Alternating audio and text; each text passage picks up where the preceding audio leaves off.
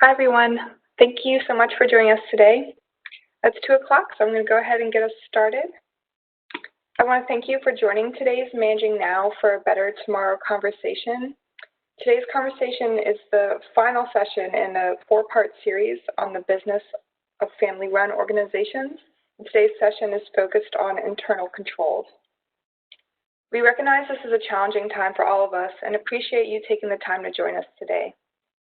Together, we can create lasting solutions to address social justice and race equity in order to build a better tomorrow for all children, youth, young adults, and their families.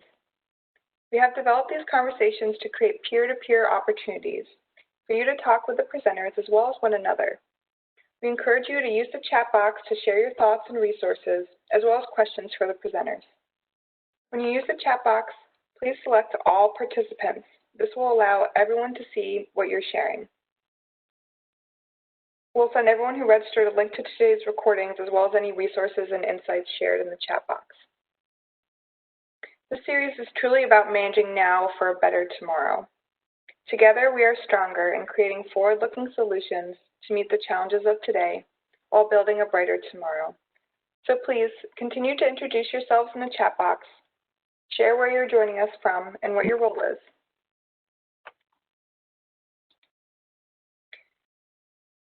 So we have a list here of all the recordings that are available for our conversation series. You can see here we have the other 3 sessions in this series on budgets and cash flow, nonprofit retirement plans, and insurance nonprofits need.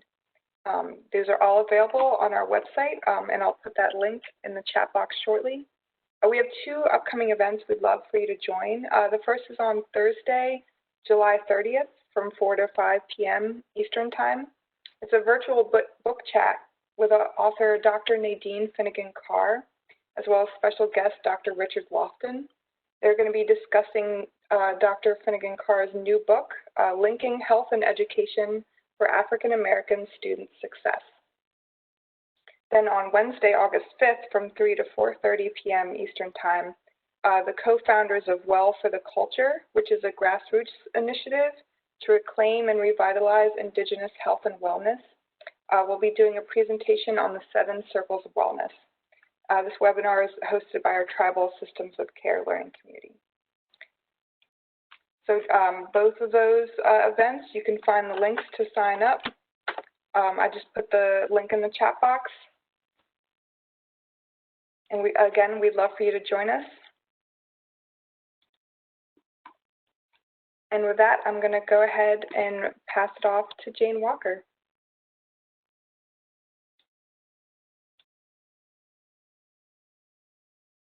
Oh, Jane, it looks like you're on mute. Everyone, my name is Jane Walker, and I am Senior Advisor at the Family Run Executive Director Leadership Association, otherwise known as FREDLA.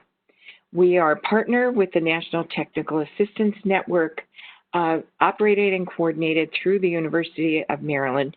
And we're grateful to the TA Network for hosting this webinar, and to Sarah Warner, who is part of the tech team at the university that you just heard from. And she is the one that works the magic to get us connected across the country today. So, this is the FREDLA team and how you can reach us. And for anyone who may not be familiar with FREDLA, a quick 1-minute shameless commercial. We were started in 2013 by 16 statewide family organizations. Our mission is to build leadership and organizational capacity of family-run organizations and to influence policy to promote services and supports for our children and families. As I mentioned, FREDLA is a partner with the TA Center and collaborates with both state and national organizations and offers technical assistance to family-run organizations, states, and stakeholders across the country. So today, our webinar is, as Sarah mentioned, the 4th and last in a series that FREDLA has done focused on business operations of family-run organizations. As nonprofits, we must operate as businesses, but often the passion for our work takes precedence over the business operations. And funders often cap the percentage allowed for administrative costs, making it often a very, very small percentage of our total budgets, most of it being dedicated to program. So for these reasons, FREDLA has offered a series of webinars focusing on topics that Sarah noted related to things like budgeting and cash flow, retirement plans, nuts and bolts of insurance, and today's very important topic, internal controls. So why is it important to us? Well, in 2017, FREDLA did a survey of 65 family-run organizations, and we found that 45% had fewer than 10 employees, 70% had fewer than 20 employees. We also found that many of these organizations hired their own family members to help with the administrative work, often the bookkeeper. So a parent who may have been a founder of an organization hires one of their children, adult child, to be the bookkeeper or to do the administrative work. Typically, family-run organizations have very small administrative staff who are doing double duty. Everything from, mailing letters to depositing bank checks into the bank, to managing registration for events or fundraising. So for these reasons, family-run organizations are very, very vulnerable to a word that we don't like to often use in connection with family organizations, and that is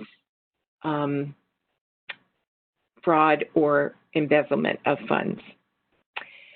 Similarly, I would bet that anybody on this call who has had an audit for their nonprofit organization has probably had a note in their management letter noting something called adequate segregation of duties. I've run nonprofits for many years and have to say that in the 25 plus years that I've run nonprofits, almost every audit has had a phrase related to adequate segregation of duties, meaning it's a very small administrative staff, and so it's very difficult to segregate who is handling the funds, who's recording the funds. And unfortunately, we know of instances in states across the country where someone in a family-run organization has misappropriated or inappropriately recorded funds. So while we all got into this work because of our children, we know of instances where someone employed in a family-run organization has misappropriated funds. So we're very, very pleased to have back with us today, and I say back with us because Karen and Nicole did our very first webinar in this series on budgeting and cash flow. Karen Dojan, a CPA and partner with the firm Weyrich, Cronin, and Sorra, and Nicole DeJarnette, CPA and manager at the firm of Weyrich, Cronin, and Sorra. They have generously agreed to provide this webinar on internal controls for FREDLA and our network of family organizations. I have worked with both Karen and Nicole for several years and can't speak highly enough for their knowledge and support in this area for nonprofits. So thank you, Karen and Nicole. I'll turn it over to you right now. Well, thank you for those great words, Jane. We've enjoyed working with you and FREDLA over the years. As we said, my name is Karen Dojan. I am a partner with Weyrich, Cronin, and Sorra. We are looking forward to a good conversation. So I will ask you that if you do have questions, don't be afraid to throw them out there on the chat box. Jane has already been given permission to interrupt us and let us know if you have any things, because I tell you what, everybody's got a story when it comes to internal controls, and unfortunately what happens and what goes wrong when the controls aren't as strong as they could be or should be. Nicole, I am going to send this along to you. Everybody's got our bios, and I don't know that everybody needs to see that. But we're going to start off with some case studies, just to kind of give you an idea of things that could go wrong.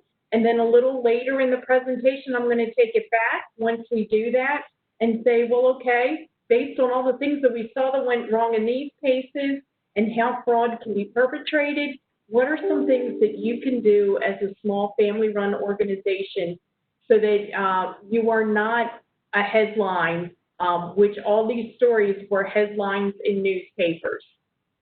Take it away, Nicole.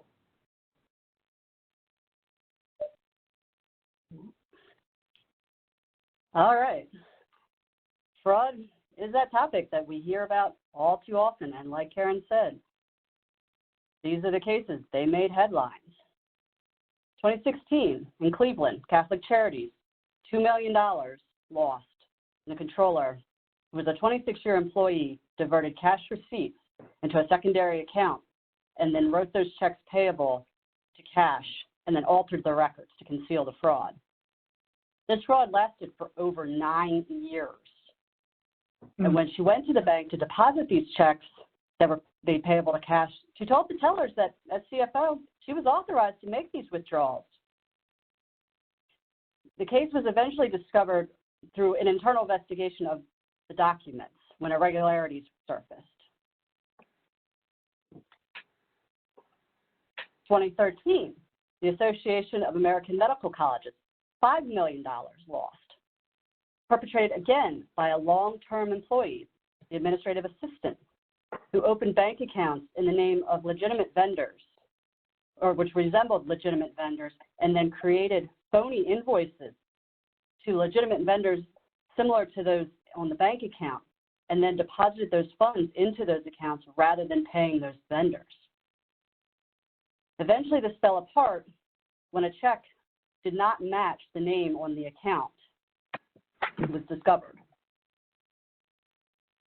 2014, City of Pasadena, California, $6.4 million lost. A fraudulent vendor was paid invoices of $3.5 million. The contractor at that vendor then turned it around and wrote cashier checks back to the public works employee that was paying those invoices. Additionally, $2.8 million in checks written directly to 2 churches where the employee was the minister of those churches. Eventually, these invoices were discovered on his computer when he was fired on an unrelated matter. And these are some of the big headlines. There are smaller cases that have made headlines as well. Whitehall Township of Pennsylvania, Triborough Youth Soccer Club, $120,000 lost. The longtime treasurer of this volunteer nonprofit club pocketed this fund from their bank account.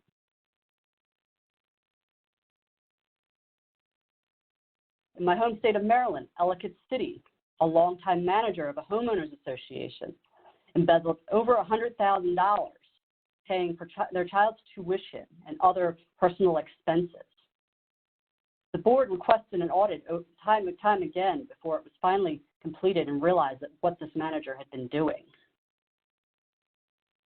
And then a very small case out in Everett, Washington, for a PTA. This one was only for $10,000. However, this particular PTA was raising funds for one of the most impoverished schools in the district to replace broken and aging playground equipment. So those are many extreme cases, but all nonprofits may be susceptible to fraud. So, are you worried yet? If you're not, you should be. And what have we learned from some of these highlights? In many cases, the individuals were people that had been there for many, many years. They had landed themselves in a position of trust, but trust is not an internal control. Each year, the Association of Certified Fraud Examiners puts out a report to the nations on occupational fraud. The 2020 report was released just recently, and the results are staggering. Globally, members of the association reviewed 2,500 cases during the period January 2018 to September 2019. Among those cases, 191 cases were at nonprofit organizations with a median loss of around $75,000. On the one end, we see that asset misappropriation schemes are the most common out of 86% of the cases and the least costly with a median loss of $100,000. These are your cases of petty cash theft, billing schemes, misappropriation in that manner. On the other end of the extreme are the financial statement fraud cases. While these are far less common at only 10%, they are much, much more costly. Median loss, $954,000. These are your Enron cases where the individual has either misled the financial statements by leaving out information or falsifying information in those financial statements. Of those cases studied, the typical fraud case lasted 14 months, causing a loss of approximately $8,000 a month. Additionally, of the organizations studied, over half of them, 54%, did not recover any of the lost funds. And globally, we have a corruption problem. This was the most common scheme in every region studied in the report.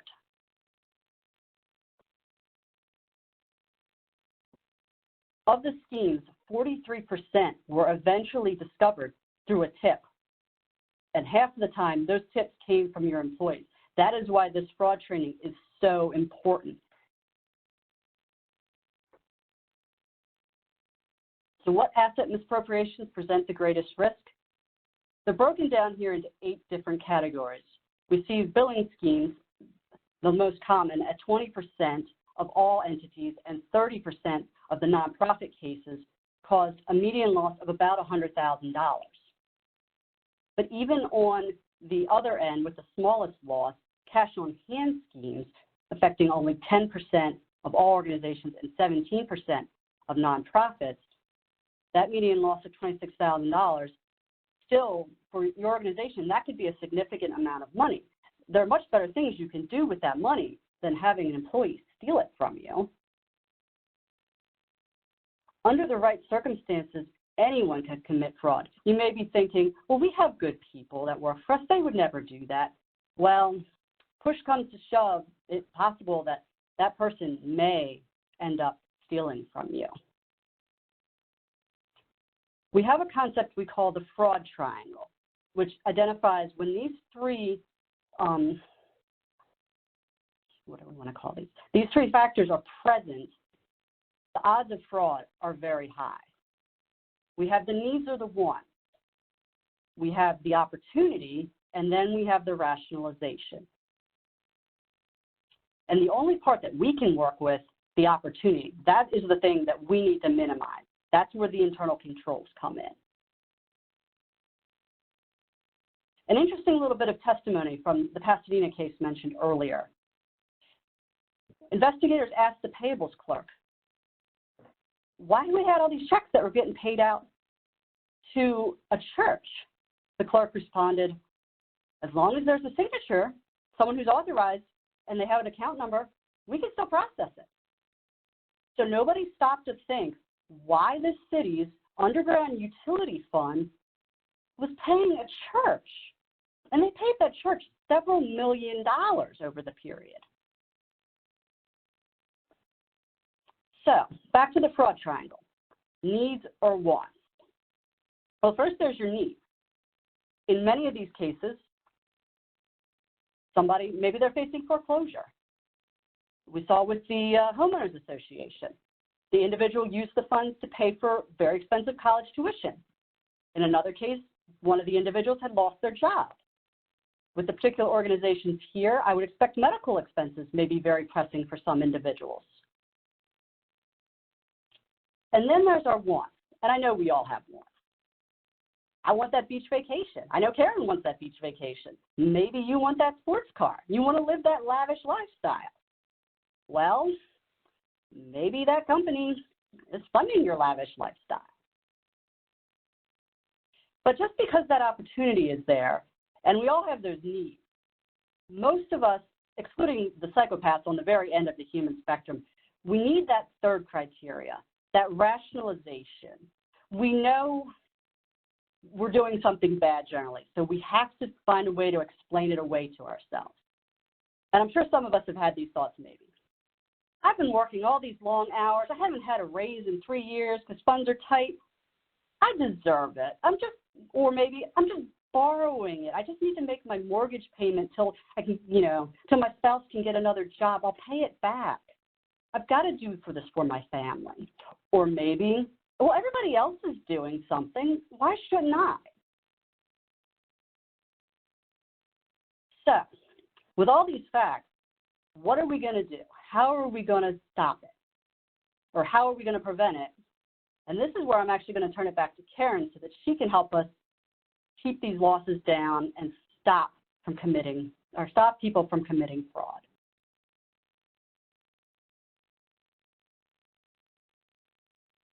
Thanks, Nicole. So as Nicole said, there's always 3 different prongs that make someone want to commit fraud or that allows them to commit fraud. And like we said earlier, the only piece that an organization can really control, because you have no control about the rationalization or the needs or the wants that your employees or your board members or anyone who's been involved in your organization has. So the only thing that you can really do is limit their opportunities. And the way that we limit their opportunities is going to be through a comprehensive system of internal controls. So when we are looking at those internal controls, they are the things that are going to alleviate or at least bring down to a reasonable level the amount of opportunity that someone has to commit a misappropriation scheme. So where do all of these controls start? Well, the first place where they start is going to be based on your management oversight and your management behavior. I'm sorry, I was having technical difficulties here. And part of that is going to be based on your policies and your procedures.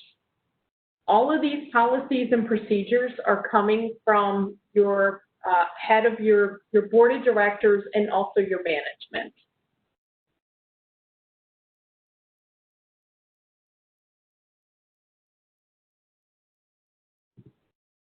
I'm sorry, I just have a feeling like something's out of sync here.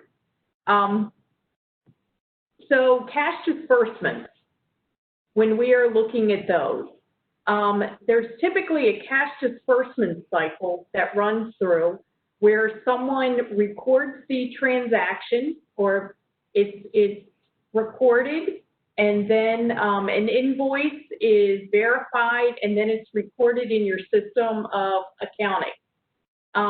So how do we work through this cash disbursement cycle?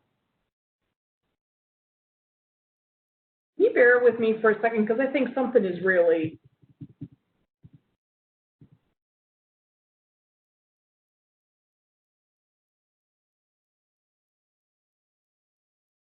Okay, I think we're missing some slides, Jane.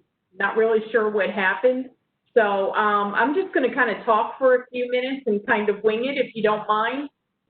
So policies and procedures. Policies and procedures all come from the tone at the top. What's the difference between a policy and a procedure, you might ask? So a policy is the big picture. It's what's presented by your board of directors, where they are setting that tone at the top, where we are asking everyone to be ethical and to work with integrity.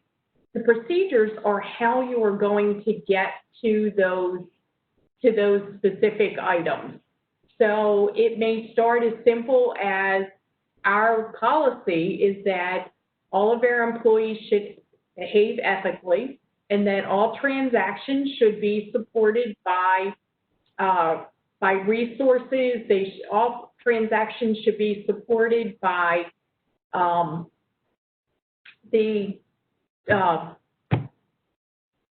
everything should be supported by supporting documentation, by an invoice, by an approval, by whatever for your employees. And so that's going to be your procedures. One way to look at it is the policy is the picture of where you're going, your destination, and your procedures are the roadmap for how you are going to get there. Everything kind of starts with the tone at the top. So if you have your board of directors where they are on board and are setting good policies and setting the proper example, then that filters down to management, and then management also filters that down to your employees.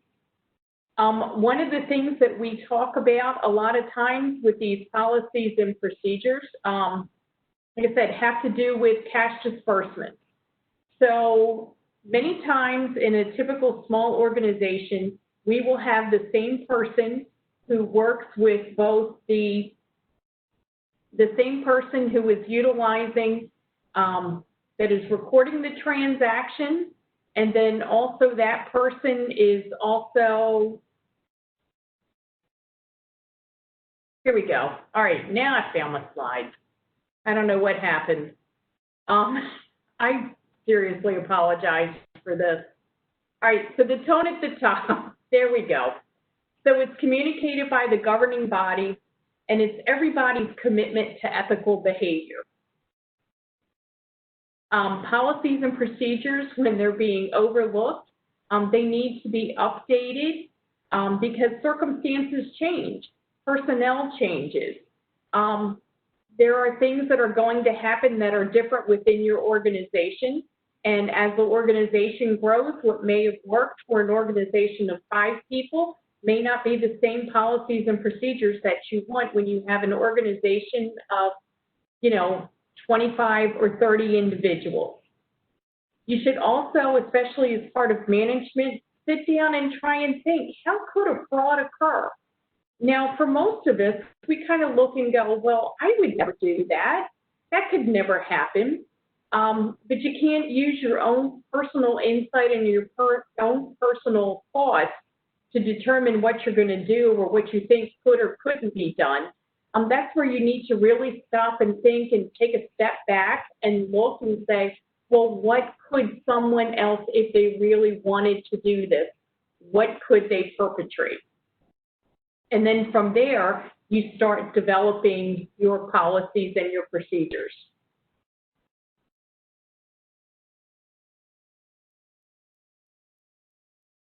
So compliance with your policies and procedures is basically making sure that everyone is overseeing the controls and that everyone is following them as needed.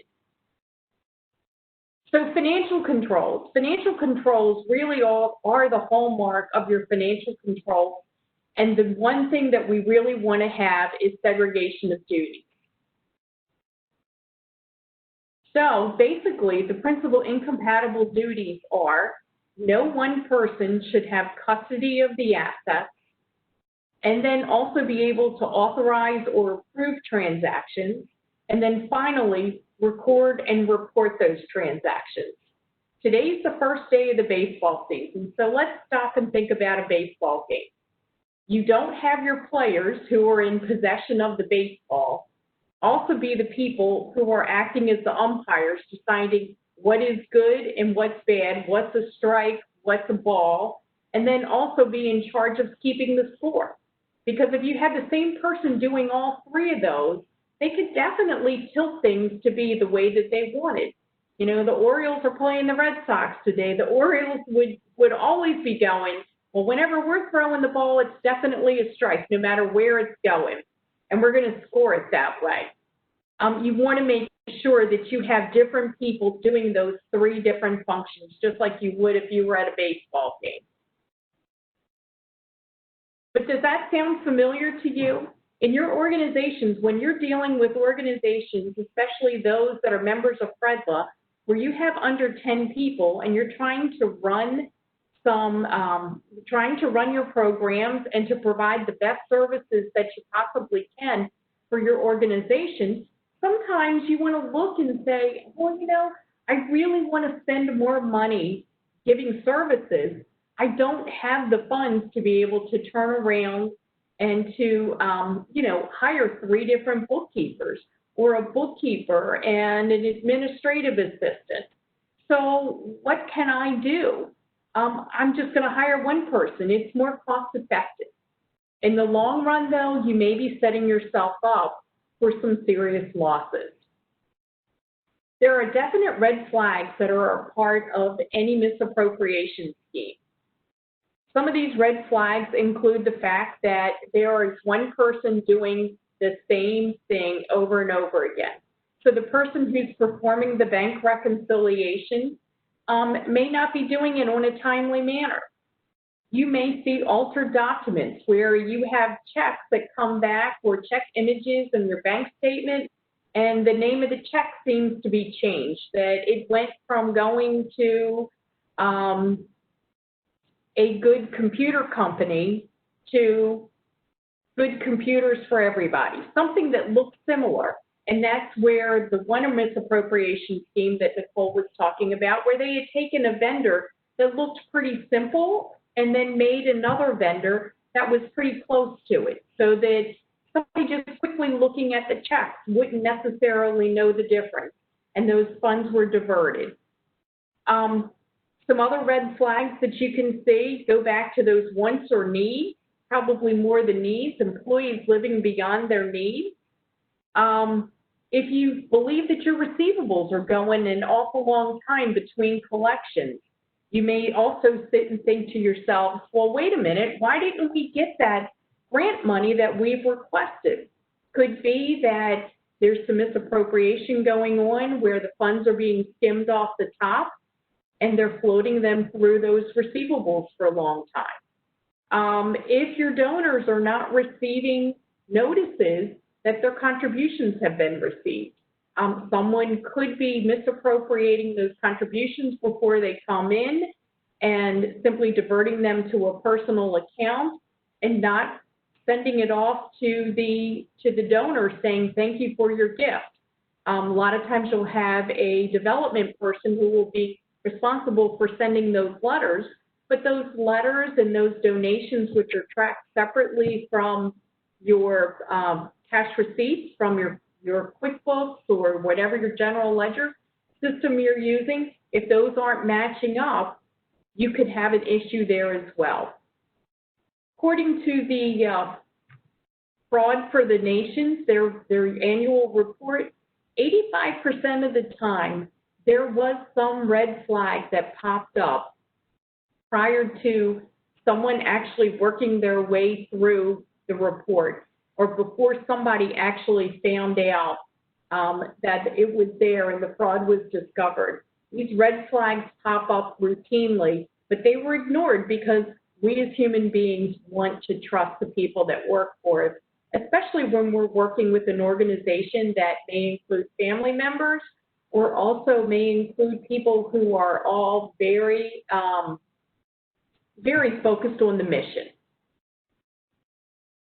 So here's where we go. What can you do?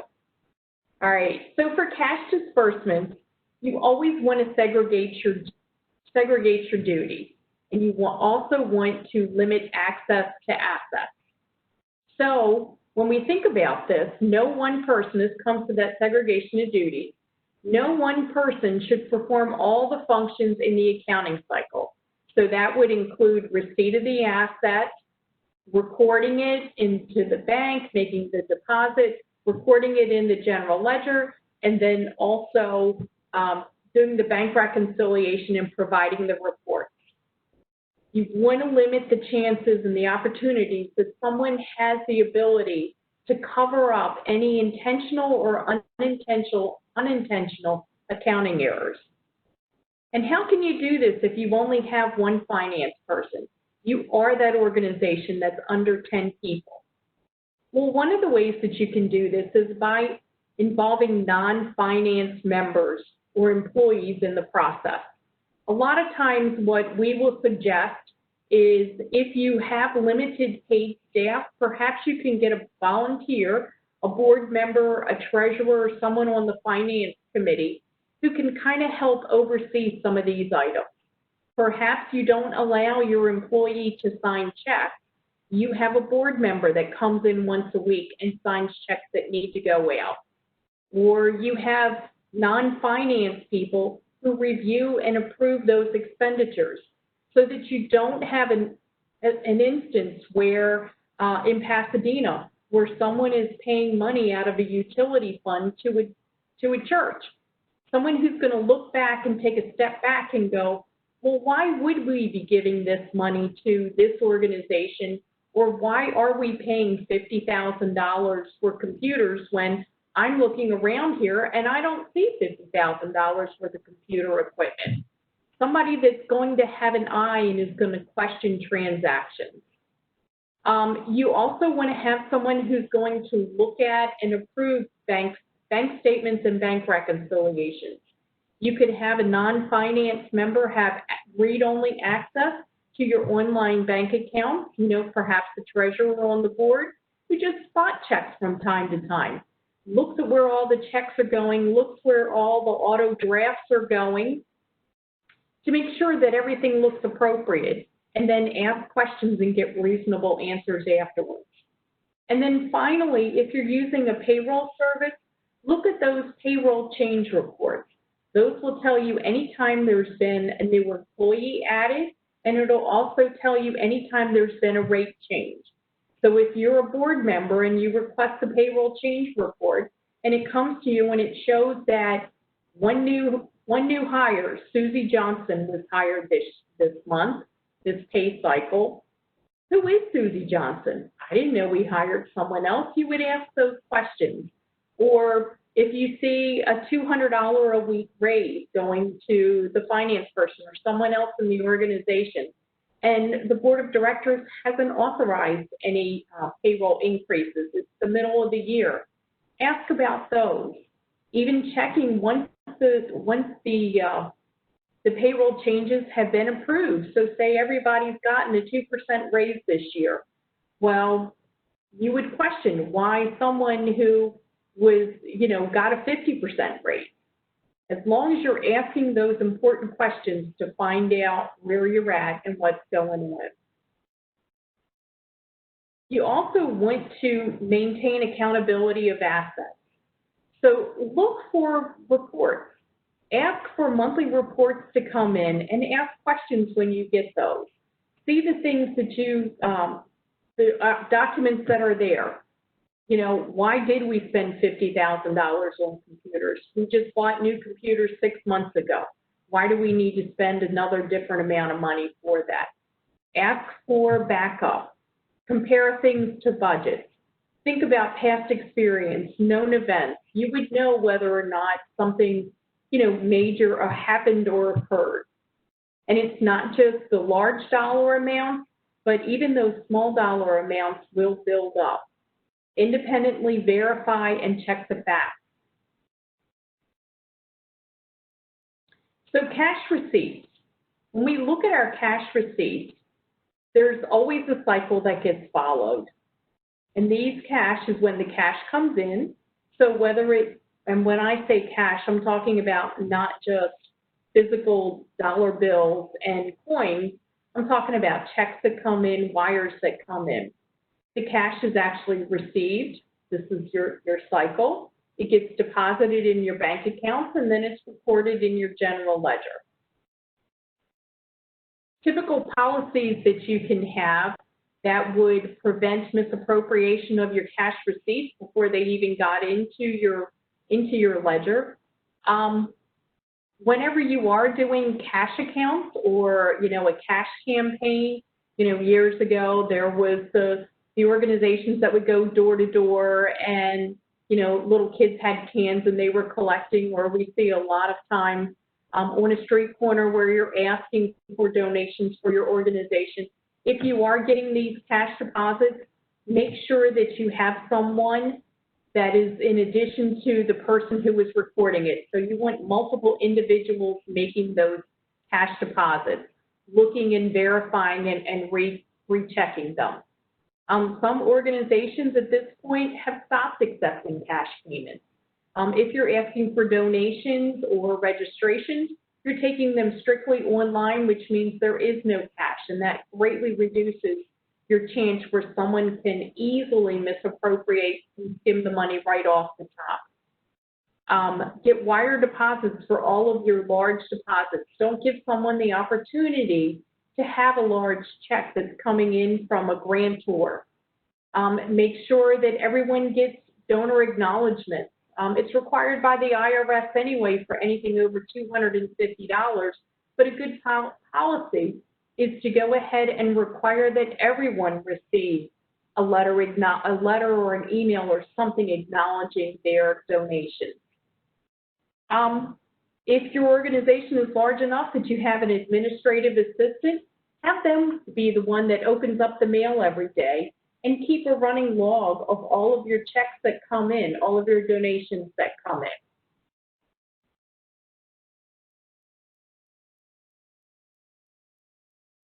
Cash disbursements. And as Nicole stated before, this is one of the places where there is a lot of misappropriation and probably one of the bigger areas. During your cash disbursement cycle, an expenditure is authorized. You receive the goods or the services. They're paid from your invoice, and then they're recorded in the general ledger. Those are your three prongs. With those, you can definitely reduce your chance of misappropriation by, number one, not using a signature stamp. That's probably one of the biggest things that I've seen people do where it just really kind of takes my breath away. Have a real signature go on those checks, so don't use a signature stamp. If you are doing that, take those checks, take that signature stamp, and make sure that they are held under lock and key. The person signing checks should always keep track of the last check number that they used. So if you are doing check number 1025 and you keep a record of it, that was the last check number that they gave me to sign, and suddenly you have check 1029 show up as the next check that you're asked to sign, ask what happened to checks 26, 27, and 28. If they were voided for some reason, ask to see them. No one's going to complain that you're asking and trying to do your job to make sure that the organization is on track. Also, limit your use of debit cards. It's very easy to have debit and credit cards associated with your organization. If you're going to have those, make sure that they're kept under lock and key, that you have limited access to them, and that all these purchases are verified at the end of each month when the statement comes through. Ask for the receipts, ask for supporting documentation. Just be very careful about that. Limit your access to the accounts payable function in your QuickBooks or your general ledger system. Only permit one person to have that access. The less people who have access, the less opportunity there is. If possible, have dual signatures on checks, especially when it's a high dollar check. You may have some pushback from your bank. They may not authorize it, but anything that is putting another barrier in place from someone actually using your checks to make fraudulent purchases or withdrawals is always a good help. Payroll is another area. We don't see as many with these, but it's still always a possibility. Typical procedures that you can use are make sure that you have timesheets and that timesheets are approved by supervisors. A lot of times you're going to need these for your grants anyway, where they want to know what time was utilized and what time was spent on that particular program. I mentioned it before. Look at your payroll change reports. review them and have them approved by the executive director or someone that's independent of that payroll process. Timesheets, the other thing that you're looking for, I mean, we can all say, well, okay, maybe it's not a fraudulent employee, but also there's a way to steal time. If people are saying that they worked hours when they actually took unauthorized vacation or unauthorized leave, you want to limit those as much as possible as well. So that's another reason why timesheets being approved by a supervisor who is responsible for that person's production is a great idea. Expense reimbursements, another area where we see not so much misappropriation, but abuse. And this abuse can come from someone who is actually authorized to expend money. Make sure that whenever you're sending someone out of town for a conference or work purposes, that they also look at this and are making prearranged travel arrangements, so that there isn't the ability for them to arrange for one price point and then turn around and under that corruption get it for something less where they are splitting it with a travel agent. Make sure that everyone knows what your policies are regarding rates for mileage and for meals. Kind of falls under abuse rather than misappropriation, but let somebody know that while you're out of town, we don't expect you to be eating a $75 steak meal while you're there. Something that's appropriate, you know, a $25 meal limit. And then when it comes time to submit expenditures, give a time limit.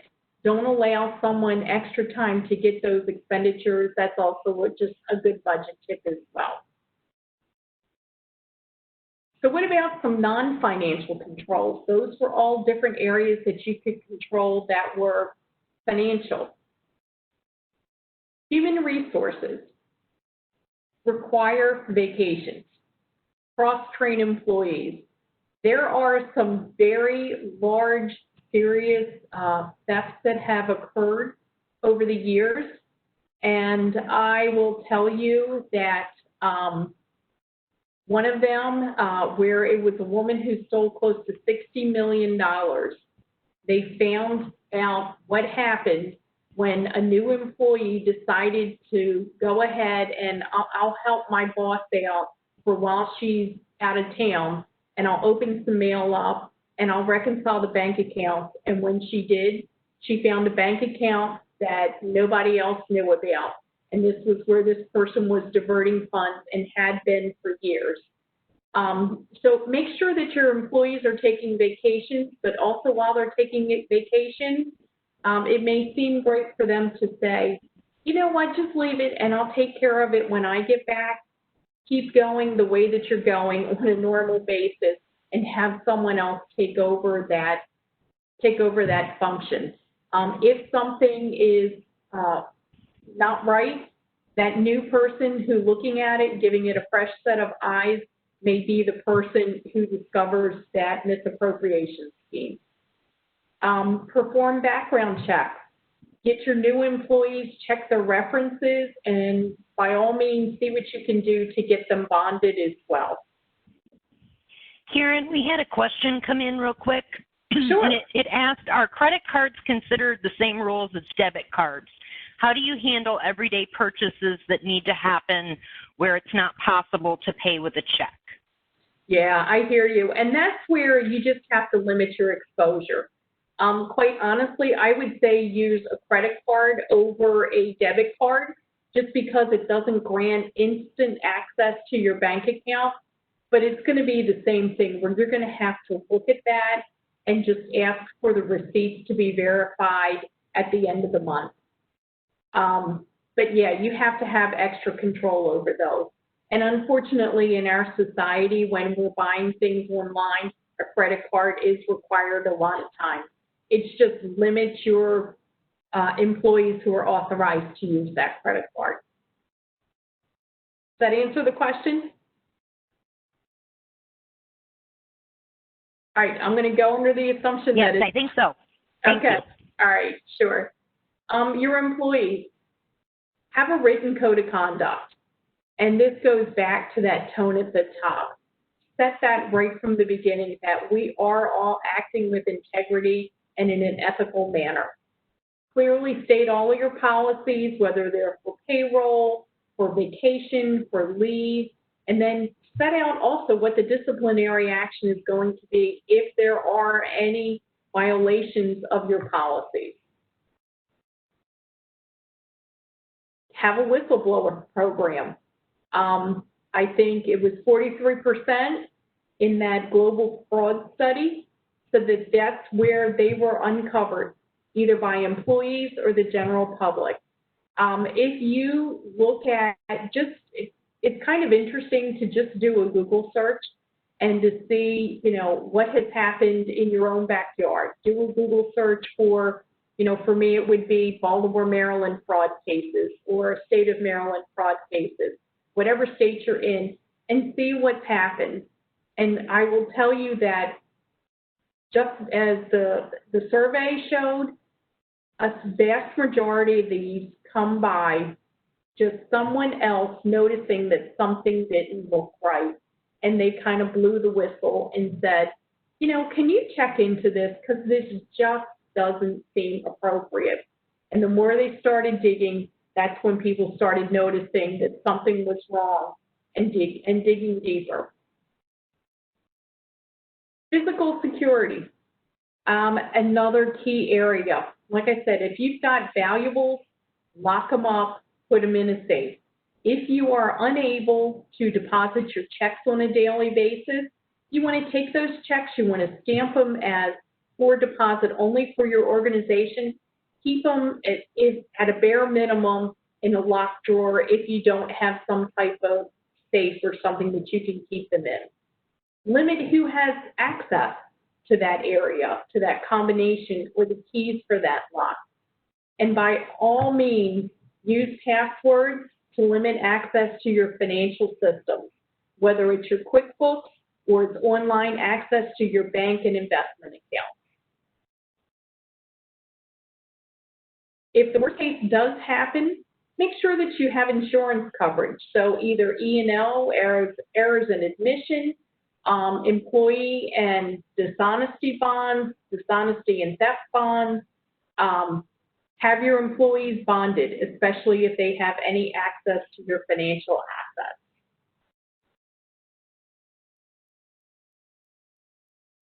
And finally, this is just one last reminder.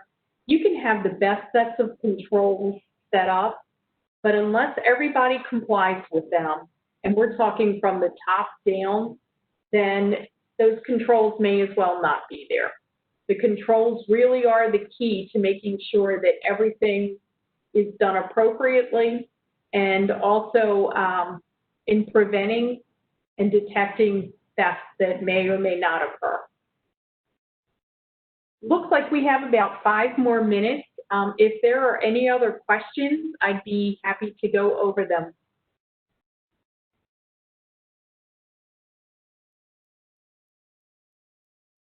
Jane, did you have anything else?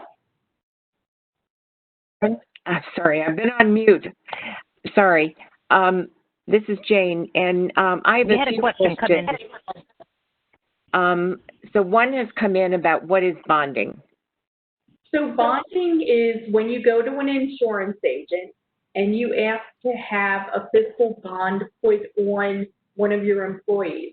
Typically, the bonding company will do a background check on them, and because they are vouching for the person, the employee, they will pay if there is any misappropriation where you can point back to that particular employee. Mm-hmm. But to be bonded, you typically have to be free of a criminal record, and they will do a limited background check on you. Mm-hmm. And if anybody wants information about the insurance policies you talked about, our last FREDLA webinar about insurance coverage, we discussed that in depth about the coverage for fraud and dishonesty. So one question is, who should check the mail, and should it be the same person that opens it? So It could very well be the person who opens the mail. I would say it could be somebody that's not in the accounting department. So either a receptionist, the executive director could be the one who opens the mail. It's just somebody that's not going to be responsible for making that deposit. Okay. And then what suggestions you'd have for policies or procedures on petty cash? So petty cash is a really tough one because we all need that, you know, $25 or whatever to go run and buy a book of stamps from the post office, or, you know, some last minute office supply where you can't wait for Office Depot to deliver it to you. My first suggestion is, number one, have it be a small amount. Don't throw $1,000 petty cash out there when you know that typically you never spend more than $25 at any one time where somebody needs cash. So make it as small as you can, because that's going to limit your exposure. So on top of that, everyone should have what's called an impressed petty cash system. And that impressed system is where, as the petty cash is pulled out of a locked box and handed over from the one person who has custody with that money, every time $20 goes out, okay, here's $20, so run to the store because we need a box of paper clips or whatever the case, or donuts for a morning meeting. You're going to run out to Dunkin' and grab that box of donuts. When that person comes back with the box of donuts, they're going to say, the donuts were $5.25. You gave me a $20 bill. Here is $14.75 change. So you would always have that same amount of money come back. So if you had a $100 petty cash box, if you had $23 worth of receipts, you should have $77 worth of cash sitting in there. And that money, when it's time to replenish it, someone else, other than the person who's the custodian, the two of them should sit down together and they should count out that box and say, well, okay, here's all our receipts for $23. Let me look at your cash. You've got $77 worth of cash. It all totals up to that $100 that we're looking for. Great. Let's write another check and we'll reimburse you with that other $23. So you're constantly keeping track of it. Even if it doesn't need to be replenished, I would suggest that at least every 3 months, 2 people are sitting in there going through, counting it, and reimbursing whatever cash needs to be reimbursed through a check. Mm-hmm. So we've had oh gosh, the questions are coming rapidly. I was going to raise the question about an audit, and then somebody has just put in about using the same auditor for years. Is that okay, or should you change auditors? So can you comment on audits, first of all, and then... Yeah. So as an auditor, I never like to lose clients. So I'm going to tell you, I may have a little bit of a bias in this.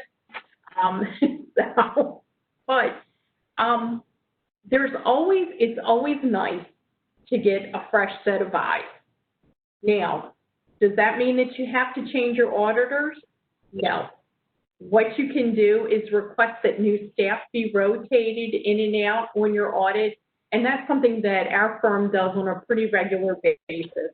You know, you want to maintain that professional skepticism, and as auditors, we all like to believe that we are, but then again, I know that sometimes you can be comfortable with the people that you're working with. But that's where you need some new eyes and a new person coming in and looking around. So see, if you've had the same auditor, let's say for the past 10 years, it's not necessarily a bad thing, but also stop and look and see if it's been the same exact staff for the past 10 years. If it has been, I would suggest reaching out to whoever the partner is on the engagement and asking them whether or not they can rotate a new manager onto the engagement, or at least some new staff, just to gain a fresh perspective and I don't think anyone would ever question you asking that. You know, I'd love to say switch auditors, but then again, I don't want FREDLA to get that idea either, so. So would you say an audit is required every year? Audits a lot of times are not necessary. If you're thinking that an audit is required simply because it's going to catch theft, I'm going to tell you right now, an audit is not designed to catch theft. And most of these examples, especially the first few really large examples we showed, those are all organizations that go through an audit every year. You can't get millions of dollars and not have someone either from a state organization or a grantor saying, why don't you have, you know, you don't need an audit, it's perfectly fine. So those thefts were going on for years, even though they were being audited. And the reason is that in an audit, we're concerned about the financial statements and the financial statement presentation, not necessarily looking, and it's not designed, no one's audit is designed to look for fraud and for theft. And when you read your engagement letter, it specifically outlines that. However, you should be looking to your auditor to give you tips on how you can maybe segregate your internal controls. You know, even if you do have that small organization, they should be telling you, well, you know, get somebody who's not part of the employee to help with those controls and assessing them. So that's the first thing. If you are a very small organization and no one is telling you to get an audit, you could probably get either a review or a compilation, and something else that we have done different times is called an agreed upon procedures engagement, where you would say, I want you to specifically look for transactions. So where you are going to ask for supporting documentation for disbursements and for receipts, and it's designed to find out whether or not someone is actually following the internal controls that you have in place, and then from there offering suggestions that would help you to put better internal controls in place. So yeah, if you think that this audit is helping you prevent fraud, that's not the case. So that's not the reason that you're going to have an audit. You're going to have an audit because an outside organization typically is requiring you to. So here's a question about best practice when an employee purchases supplies to get reimbursed. And same thing around mileage reimbursement.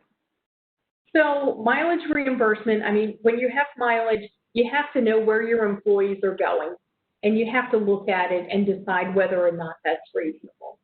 So if I am going someplace and you know that it's only 10 miles away, suddenly I turn in a mileage receipt that says, you know, I'm traveling 25 miles.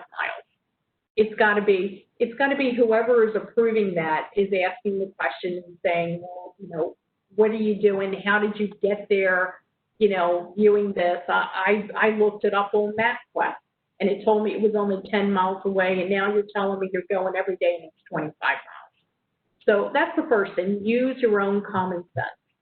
When it comes to someone going out and buying supplies, I would hope that they're going to give you a receipt. You're going to look at that receipt and judge whether or not it's reasonable. If someone goes out and buys a box of paper clips and that box of paper clips is $5, and we all know that you can get it at Staples for $1.19 or 89 cents, question, where did you go that you got these Staples or this box of paper clips for that much money? Because that could be where someone's getting something else back. If it's coming to something that's larger and, you know, not bought from, you know, one of the larger warehouse stores type things, you know, question why they utilize that vendor.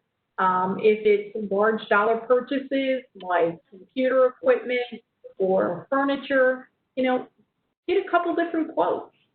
ask for it. You know, why would you use this vendor over another when, you know, or why didn't you ask for multiple quotes, price quotes?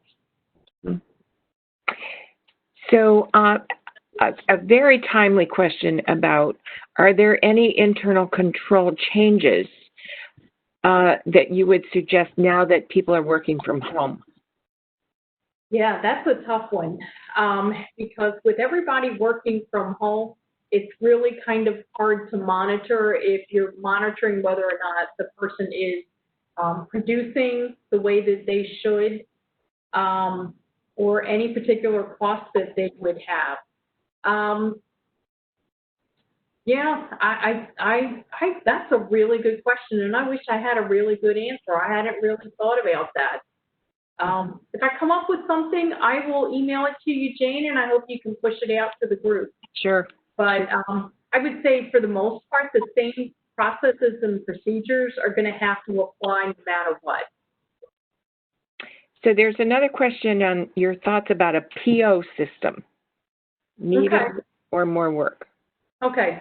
So a PO system is a purchase order system, and it's where someone is actually requesting to make that purchase ahead of time. I see them a lot in larger organizations, and I think it's a great tool because then you don't have someone making an authorized purchase before the fact. You're getting them to say, this is where it's going on the budget, this is how much I'm intending to spend, is it okay for me to go out and do that? I would say that works great for a larger organization. In a small organization that's maybe under 10 people, if you've got the staff to go ahead and do that, then I'd say yes. But typically, if you've got under 10 people, you're running pretty lean and mean, and you really don't have the resources to go ahead and do that. I would just get a quick email, you know, send it to the executive director. I'm about to buy. That's a good idea. That's a great idea. With this, and this is the amount of money I'm intending to spend. So you've got that documentation without all that formality. Yeah. So a situation that I think is unique to family-run organizations is that we are often, this is back in the day when we had lots of trainings and support groups face-to-face. And we're providing stipends to families or for childcare or gift cards for participation and things like that. And that has always been, I have felt, a wide open area for, so do you have any suggestions on that kind of thing? So typically there would be a support group. Many of our families don't have bank accounts, so giving them checks was not a viable way to go. So a lot of times it goes to either giving a cash $20 for child care reimbursement, or that they would then take home and give to their child care provider or use for their transportation, or a gift card. So any thoughts on how to put controls around that? So one of the things that I would suggest doing is the old-fashioned cash receipts book. And it was typically used more when somebody brought a cash payment into an organization. You would write them a little receipt that, yes, you paid $20 on your account on this date, and it was received by Jane. And you would hand the receipt, and then a carbon copy of it was kept at the organization. If you are routinely handing out these types of items, getting some type of acknowledgement back from whoever was the recipient, and then keeping a record of it in your organization would be the next best way. So, you know, I'm not really sure how you're handing over that $20, if it's something where it's in person, where someone can have a receipt book and they can write a receipt, you know, paid to Jane Doe for childcare, $20, and then Jane Doe signs, yes, I received $20, and hands that back to the organization so you've got a record of it. That would be my best suggestion that I can come up with over the, just quickly off my head. Okay. Same thing with a gift card, whether it's cash or it's a gift card or whatever. They are definitely, anytime you're dealing with something that's easily marketable or very fluid, cash, gift cards, you've really kind of opened yourself up to some, exposure. I know that the organization I was with, we would buy, 25 gift cards, and then perhaps 20 people would show up. So you had these 5 gift cards. So we were always tracking how many gift cards was this employee given, how many were returned, keeping Exactly. the unused gift cards under lock, as you suggested, and just kind of always trying to track all of that. Yeah, I would definitely keep a record of them, just like you would keep a record of your check. And then, like I said, as you're handing them out, get signatures from the participants, and match it up when it comes back. I had 20 participants. I had 25 gift cards. I had 20 different people that signed, yes, I received this gift card. And then, just have a third person verify it. So as you were talking at the beginning about policies and procedures, one of the things that struck me is how critical it is to have all this in writing. Yeah. That every organization, regardless of size, really needs to have written policies and procedures that actually track, I guess would be the word, how things actually happen, what the flow is, who's responsible at what point, kind of thing.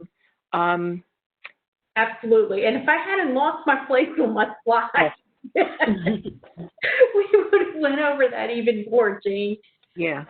So, but yeah, all that really needs to be memorialized. I mean, and it starts from your board of directors. Your board of directors really does need to have those broad policies and procedures.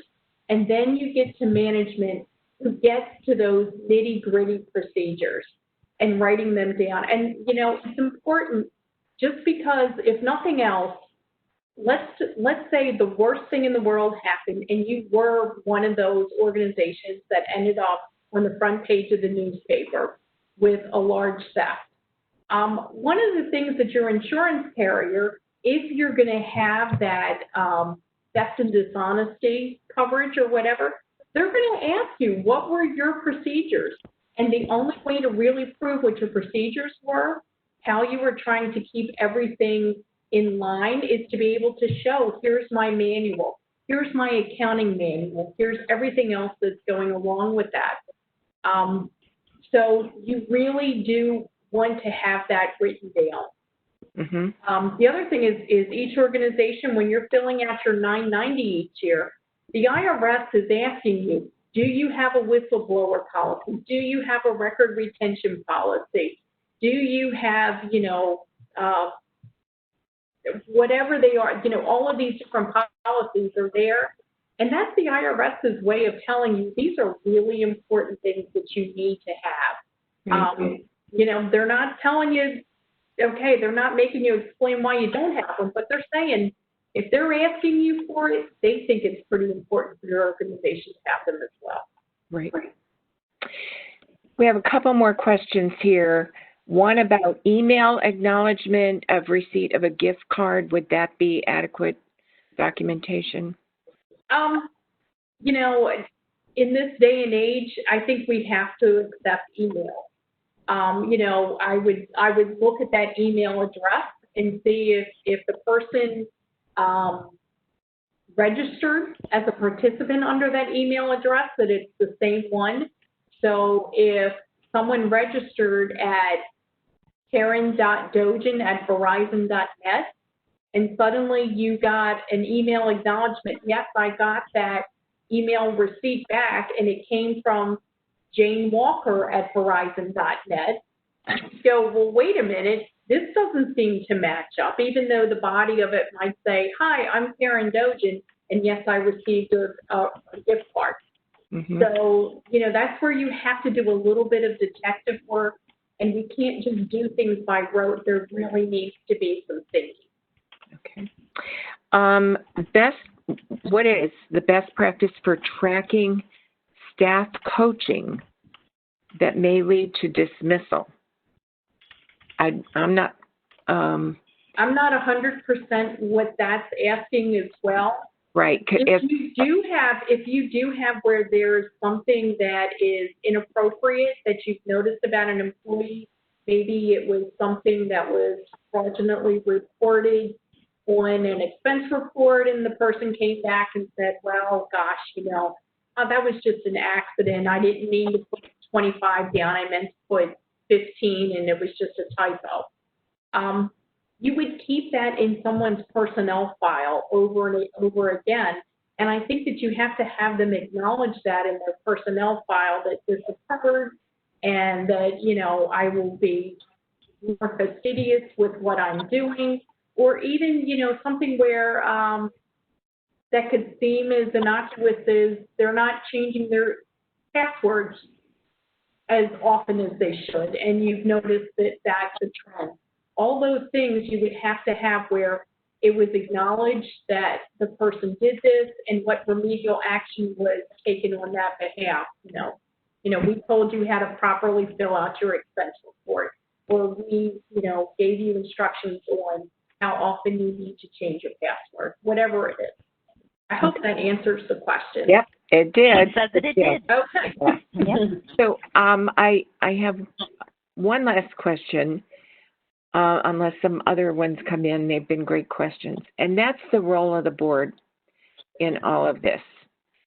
You've mentioned at several different points about board members, you know, checking things, treasurers possibly signing checks. Would you elaborate a little more on the role of the board in these small organizations where the segregation of duties is often not what we would hope? Not what you would hope, yeah. So the board's role really, the board really has the fiduciary responsibility when it comes to watching over the organization. And part of that is making sure that, number one, keeping them off the front page of the newspaper for bad purposes. You only want your name in the newspaper or in news reports for something good that you've done. But other than that, you also are charged with safeguarding the assets of the organization. And that's where it's more monitoring more than anything else. Every time you have a board meeting, there should be a financial report that's provided by your bookkeeper, by your CFO, by your executive director, depending on how large this organization is. And that's where you need to really look at this and ask tough questions. You need to be asking questions like, well, why are we over budget? Who established the budget?